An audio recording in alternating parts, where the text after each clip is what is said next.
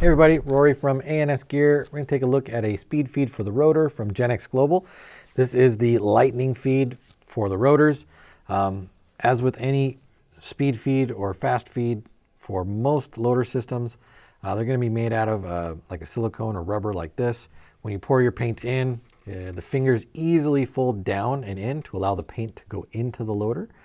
But when the fingers need to fold backwards and out the other way, they are much harder to fold that way trapping the paint inside, but still allowing an easy feed system.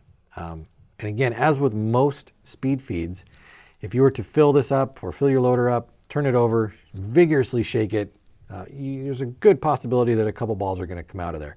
But the trade-off from being able to feed super fast to losing a couple balls when you're either diving or sliding or falling or whatever is a welcome trade-off to the speed that you get from feeding.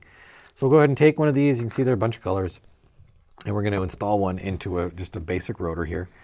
For time's sake, I have already removed all the screws off of my color kit to make it easy to take that off. So I'm going to remove that out. It makes it easier to work with. You can see the screws are all missing.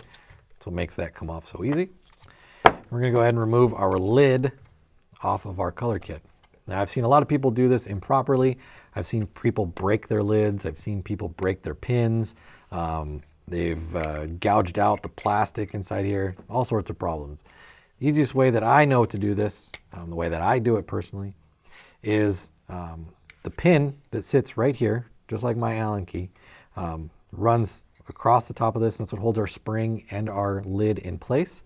If we take that pin and we push it over so that it's just inside of the hole right here, we do not push it all the way out. We don't push it all the way through. We just push it over to the side. You can see that it popped out a little bit on this side right here. We're going to push it just far enough so that we can flip our lid over and we can lift our lid out. Now you can see our pin is right there. It's flush with the side of our lid. I can then take my lid and remove it all the way out. Sometimes when you try to just pull your lid and slide it out, the pin, because you can still see your pin is inside here, will get stuck and you'll end up just sliding the lid off but leave the pin inside. So if we take our pin now and we push it from the other side, push it in just slightly, you can see our lid pin is popped out again right there. We should be able to take it and just wiggle it on out. If it doesn't slide out, push it out a little bit further. And we can take our lid right off. And our pin is still in there. Our spring is still in there. We haven't lost either piece. We can just set it down and makes it easy for reattachment later if we need to put it back on because it's raining or something like that. It makes it very easy to put back together. Now we're going to take our speed feed or our lightning feed here. You've got two holes at the back of your loader. There's two little notches on your lightning feed right here. So you want to make sure that those line up together, so that the notches line up, so that when we go back to installing everything, it's all in the right spots. And there's a lot of little like nubs around here with a lot of little holes. I want to make sure that those all go together, that the nubs all go through the holes and hold everything in place. So that when we go to reattach our color kit on top, everything lines up as it should. So that's going to hold everything in place. Everything seems to be lined up nicely.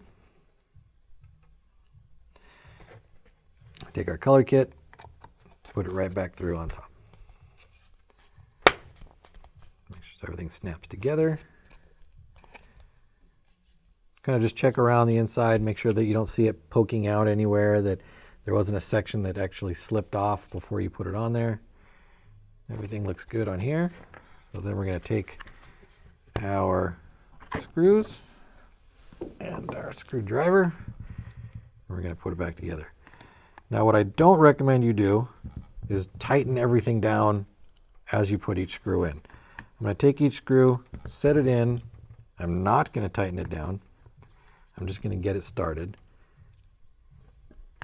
From what I've seen for a lot of these shells, when people put their lids on, it's very easy to strip out the screw because the screw now just feeds right into the plastic post on the kit. If you do all of these first, You tighten all of these 4 down first and make them super tight. The backside here is going to pop up, and when you try to tighten the front down and pull the top down and get it flush with it, you'll end up stripping it out because you need to really, really tighten it. So I always do the front part first, tighten it down just till it's snug. You can see that it's flat and flush along the top right now, right here. Then I'm going to go back and do my other 4. That one down there. And again, you just go to where they're tight. You don't need to overdo it, otherwise you will strip them out. So there, got it on. Easily goes in, not so easy to come out. Take our loader, put it on, lock it down, and then I've got some paint here. This is a Redemption. I'll open up the top. And before I do that, I'm going to cover the bottom with my finger. I don't know how many times I've thrown paint into a loader and then it come spilling right out the bottom. So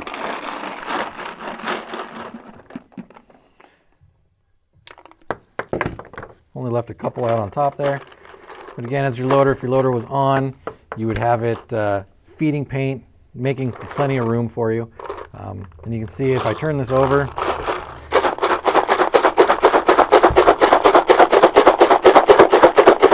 I'm shaking it pretty hard and I'm not losing any paint out the top of it. So it definitely does its job with holding paint in there. As you use it a couple times, it's going to loosen up, definitely get all that paint in there for you, and drop paint downside fast. And as you can see, really holds the paint in there well, not letting anything come out of there. So this has been the lightning feed from GenX Global. Comes in a multitude of colors. It's available through the website. As with all the videos that we do, make sure you subscribe to the channel. You can leave comments, questions. If there's videos that you want to see, you can leave them in the comments section, or if you just have questions about videos we've done, you can put them in there and we can answer them for you. So make sure you subscribe. Check out the colors for the lightning feed available through the website. Order yours now through ANSgear.com.